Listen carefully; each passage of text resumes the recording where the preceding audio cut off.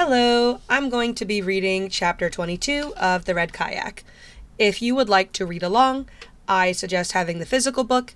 If you are unable to get the physical book, then you can go onto Google, search Red Kayak PDF, and you will find it's one of the top searches, and you can read it for free. Thank you. 22 starts on page 156.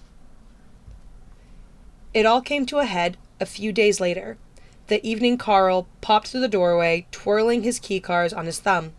"Hey, Brady, how about a movie?" he asked.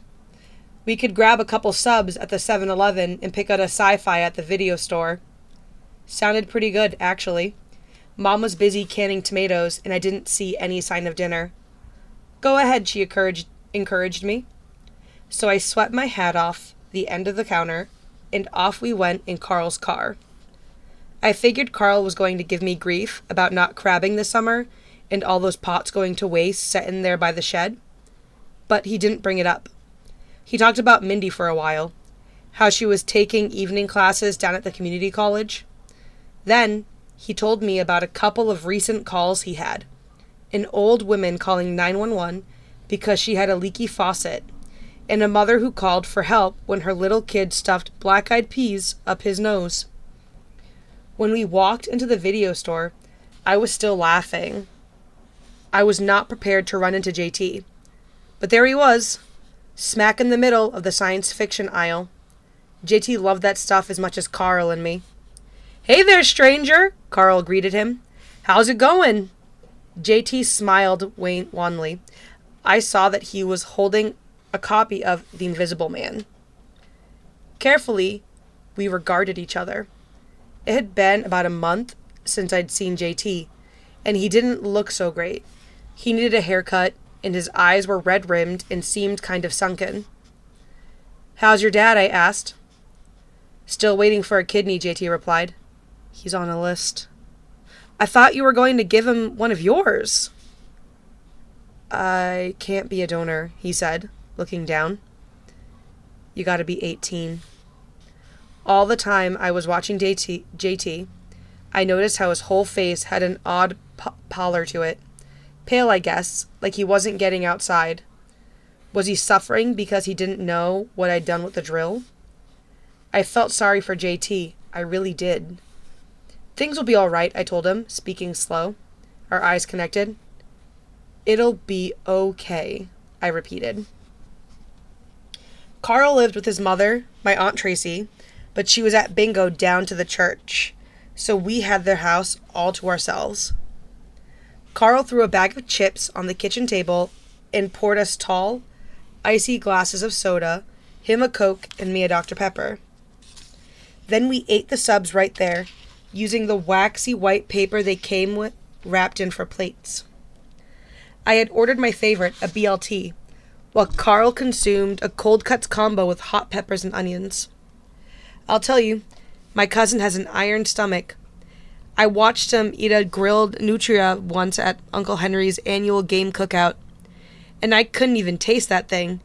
If you asked me, those nutria looked like giant rats. The movie we rented, Blade Runner, was an old one. We'd seen it 100 times, but we took our shoes off, put our feet up on the coffee table in the living room, and enjoyed the heck out of seeing it again. It did bother me, though, how those futuristic replicants with their limited 4-year lifespans desperately wanted to live longer. The whole movie was about getting more life, and it got to me after a while. I had to leave the room, but I know Carl didn't notice. I told him I had to use the head. I wondered, as I stared out my Aunt Tracy's bathroom window, if what had happened to Ben would hang like a bag of stones on my heart the rest of my life, dragging me down. And I wondered what it was doing to JT and Digger.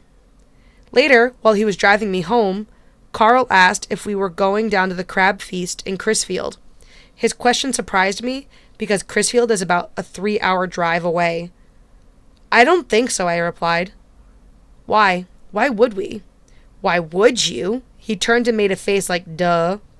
"Because the watermen are planning the big protest." "In Crisfield?" I asked. Crisfield's in the middle of nowhere. Anybody who's anybody in this state goes to Crisfield for that crab feast, Carl explained. Delegates, state senators, the governor, all the political boo-bahs. And all those media people, too. The newspapers, TV. This is a big issue, Brady. Oh. I was beginning to understand. I just hope it doesn't get nasty, Carl said. What do you mean? You think somebody might get violent? Carl stayed focused on his driving. Some of those watermen are pretty ticked off. I suppose anything could happen. Geez, Carl. You think Dad should go? Carl rolled a toothpick around his mouth. I don't know, he said finally. It's a tough issue. The new regulations are hitting those guys hard. Crabbing's their livelihood, Brady. Some of them, they don't know anything else. I felt bad that I'd been so wrapped up in my own troubles, I hadn't even thought about Dad.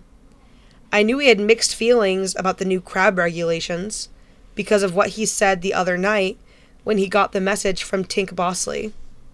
When Carl stopped his car in front of our house, I told him, "Thanks, I had a good time." He waved me off. "Don't mention it. Let's think about taking a little camping trip next month, okay? Up to the Catawkins, maybe." "Sure, that would be fun," I said before getting out. "Hey," Carl called after me, leaning across the seat so he could see me through the open window. "Tell your dad to be careful tomorrow."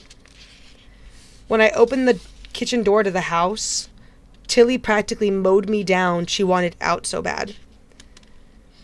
I glimpsed the back of Mom. She had her bathrobe on, her hair caught up in a big clip, and heard the clink of dishes in the sink. "I'm home," I called in. "Taking Tilly out." She turned around and smiled. I walked into the butterfly garden while Tilly went off to do her business, and spied a big toad making his way down the brick pathway in the moonlight. Like the toad, my mind was kind of hopping from one thing to another. My concern for Dad, and the crab protest. JT and his dad, me and the D'Angelos. I wondered what I would do when I quit working for the D'Angelos. I still didn't want to go back out on the water, but I wasn't old enough to work in the hardware store or down at the 7-Eleven. And worst of all, I still didn't feel right about what I'd done with the drill. Life just wasn't moving forward the way it was supposed to, not just for me either. Because what if Mrs. D'Angelo never got over losing Ben? And what if Mr. D'Angelo never stopped blaming his wife for Ben's death? And how were JT and Digger and I going to live our whole lives keeping all this a secret? Frustrated, I swiped at a daisy and nipped the blossom right off. Tilly nudged my leg and I knelt down to hug her around her neck. She gave me a bunch of kisses on the face and I let her. I was thinking that I had to get a hold of her myself because I still had a lot of good things in my life. Mom and Dad and Tilly, high school and college, my dream of being an architect. Suddenly, a movement in the darkness caught my eye. The toad had hopped up one of the thick, flat-topped rocks we had set in the garden. "Tilly, look!" She started to lunge, but I had her by the collar. "Aw, leave him be," I whispered as the toad sat still as a statue on his tiny moonlit stage. The toad's rock belonged to the butterflies, so they could sit in the morning sun and dry the dew off their wings. Now that Mom and I could talk more about things, about Amanda anyway, I thought of asking her just how the garden helped her. I know she didn't plant it just to keep herself busy. And I remembered the one time Mom told me butterflies symbolize hope. But did she mean hope for us? For her and Dad and me? Or hope for Amanda? Did she think Amanda's soul could live on somehow? And if Mom believed that, then what about the other kids who died? Like Ben? Could the little butterfly asleep in our locust tree, drying his wings off on our rock in the morning, symbolize hope for Ben too? I'll tell you, I thought about things that night that never ever crossed my mind before. When I shook my head and looked away, I noticed the light was on down in Dad's workshop. "Come on," I said, clapping to Tilly as I headed toward the barn. Dad was sweeping the floor when I walked in. "Hey," he said. How was the movie? Good. It was fun. A set of new hatchway doors for someone's boat leaned up against my father's workbench. He must have just finished them because he always cleaned up after he finished a project. Tilly sniffed the pile of sawdust, and Dad shooed her away with the broom. Carl asked me if you were going to Crisfield tomorrow, I said. Dad kept sweeping, and I wasn't sure he'd heard the question. No, he said after a while. Pushing my hands into my pocket, I studied him. I guess it was a tough decision, huh? Nah. Dad wrinkled his nose. Not so tough. He swept his pile onto a dustpan. There was an old kitchen stool in the workshop. I pulled my hands out of my pocket, hauled the stool over, and sat down. But aren't the other watermen going to give you a hard time now? I'm sure they will, Brady, Dad replied, as he dumped the contents of the dustpan into a big garbage can bag. I was confused, and Dad finally noticed. He leaned the broom against the workbench and brushed off his hands. My mother, your Grandma Ellen, she used to say to me, Tommy, if you know right from wrong, then the answer is always right there, smack in front of you.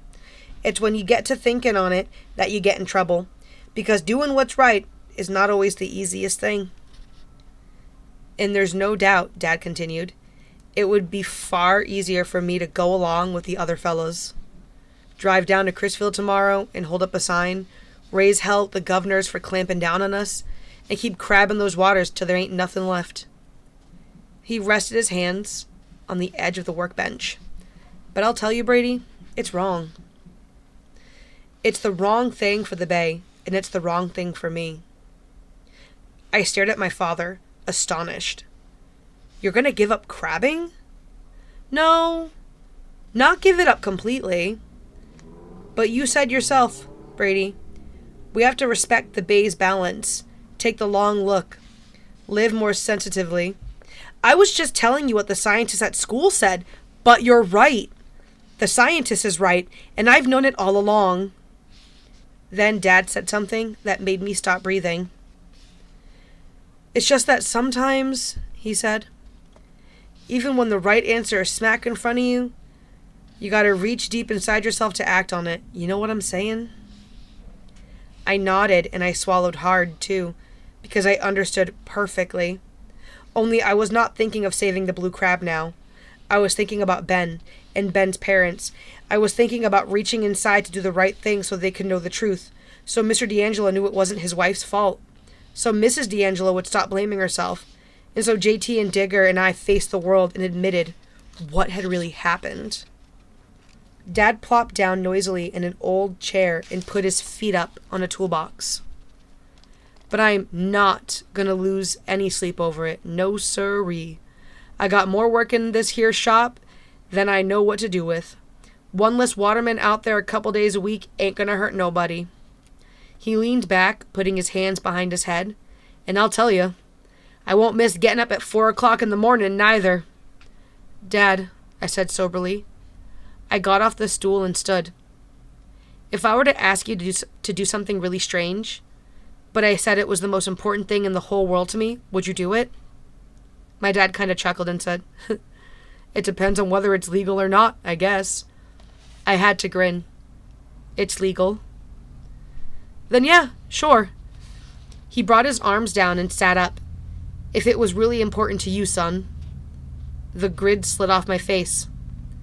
Then I need to ask you. Dad leaned forward, listening. I hesitated because I knew that once I said something, I could never take it back, and that everything and everyone would be changed by it. But it was the right thing to do. In my heart, I had known it all along.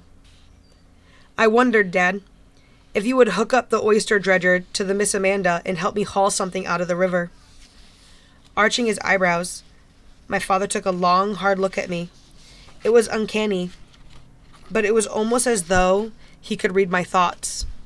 He asked in a quiet voice, Would it be a red kayak, Brady? I did not turn away. Yes, sir. Silence for a moment. Why? He asked. Why in the world do you need to do that? I couldn't tell him why, not then. It's just something I have to do, I said firmly. And Dad accepted that. To this day, I'm not sure why I couldn't have told him the whole truth of it right then. But I've sometimes wondered if it wasn't because deep down inside, I still harbored the tiny flickering flame of hope that if we found the red kayak, its hull would be as smooth and intact as the day Mr. D'Angelo brought it home. A glistening shell, a new toy, on top of his silver porch. And that is the end of chapter 22.